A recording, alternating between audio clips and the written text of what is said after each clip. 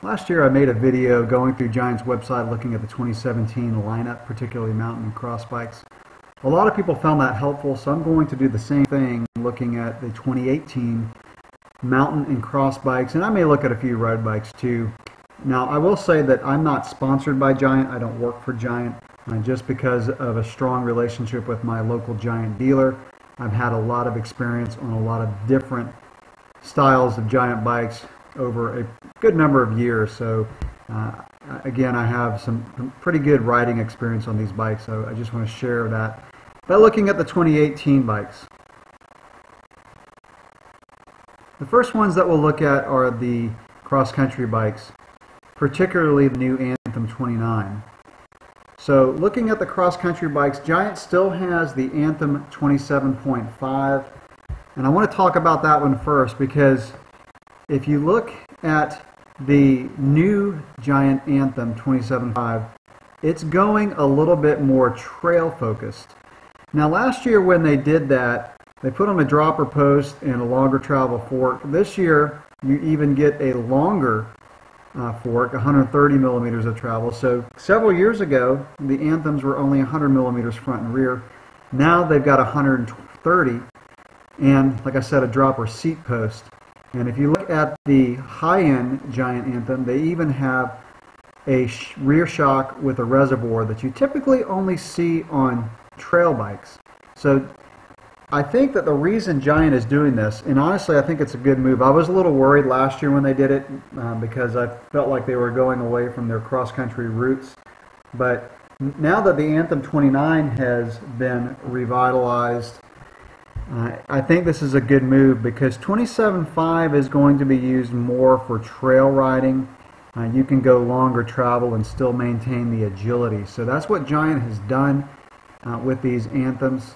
And again, that's why they have the dropper seat post. It's a more trail focused bike. So this bike really fits between just a typical cross-country race bike, which is now the Anthem 29, and a longer travel trail bike like the Trance. So I do want to mention that being overbiked is about as much fun as being underbiked, so it's not very fun.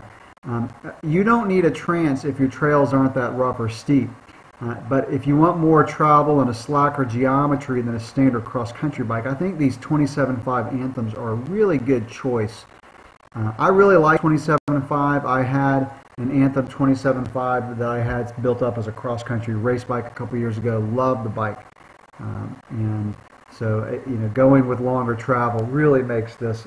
This is going to be a fun, shorter travel trail bike, and the specs on these are really good. So looking at this Anthem Advanced 2, this is the lower end. So only 2 models in the carbon Anthem 27.5.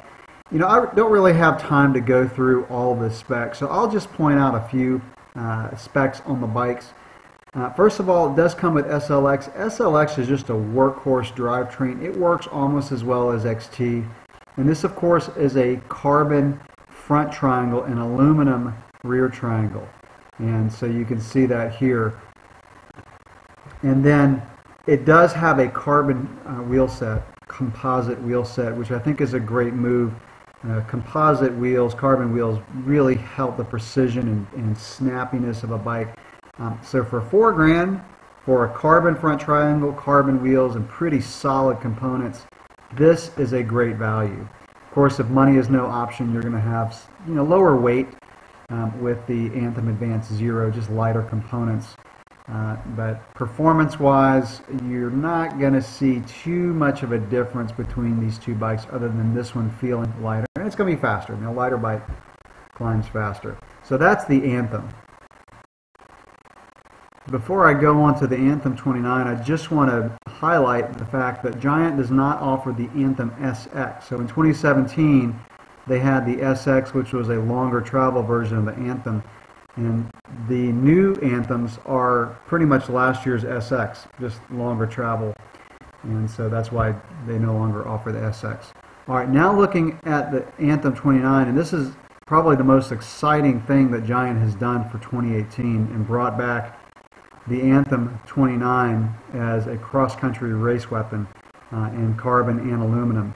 And they have changed the geometry, which was sorely needed. The old Anthem 29 geometry was so long. It was a stable bike, and if your trails didn't really turn that much, I'm sure it was fine. But for people like me who live on the East Coast, whose trails turn all the time, it was just a boat on the trails and not fun to ride. And so I'm on the Anthem. Let me go back here because I also want to show that the Anthem comes in the Advance Pro, and it comes in the Advance. And the difference is the Advance Pro is full carbon, whereas the regular Anthem Advanced 29 is a carbon front triangle, but an aluminum rear triangle. So that's the difference. And of course, they put higher components on the Pro. You'll see that this comes in 2 models, whereas the regular Anthem Advance with the aluminum rear end only comes in 1 model, so you only have 1 choice.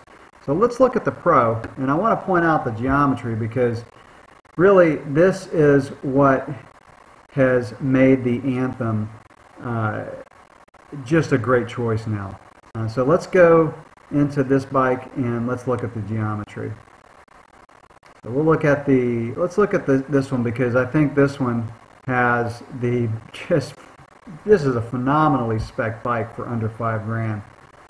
So let's just go down here to the geometry, and I want to point out the numbers that are really exciting to me to make this a bike that's really, I think, going to be a great choice for cross country.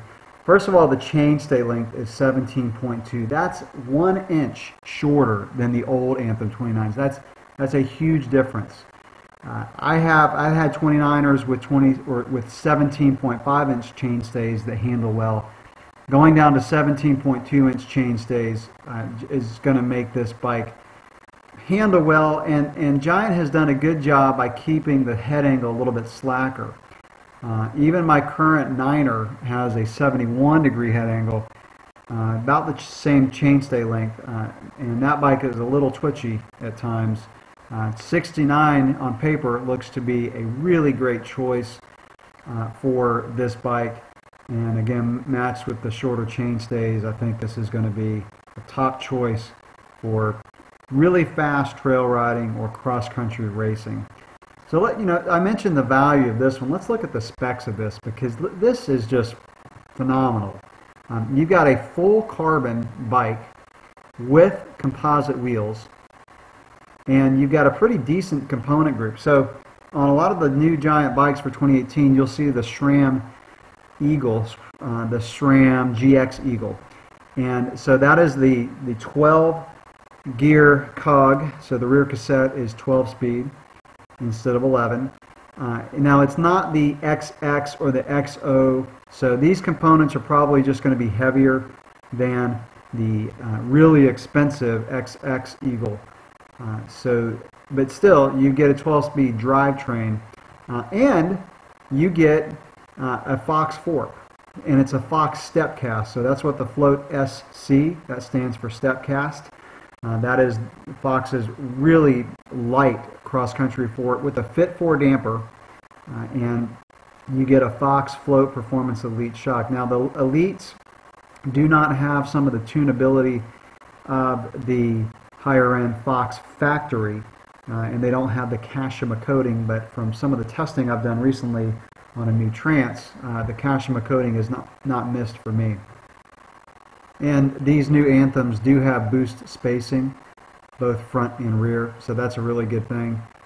And it does come with a Cabolt, so that's the through axle that requires an Allen wrench, but it is lighter, so the front axle does not have a quick release. But that's a good thing because it does definitely lighten it up.